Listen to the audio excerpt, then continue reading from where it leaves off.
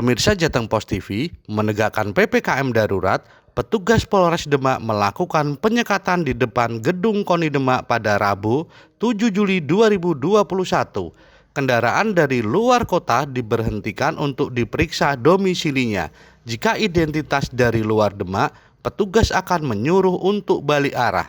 Kapolres Demak AKBP Andika Bayu Aditama didampingi Kasat Lantas AKP Fandi Setiawan menegaskan bahwa selama masa PPKM darurat ini mereka akan menutup Demak dan menyuruh kendaraan dari luar Demak untuk membalik arah. Ada 2 titik penyekatan yang diterapkan dalam PPKM darurat ini. Petugas juga memberikan teguran dan sanksi kepada warga yang tidak memakai masker. Sanksi berupa membaca Pancasila, menyanyikan lagu kebangsaan, hingga push up diberikan petugas kepada warga yang ketahuan tidak memakai masker. Adi Pramanto, Jateng Pos TV melaporkan dari Demak, Jawa Tengah.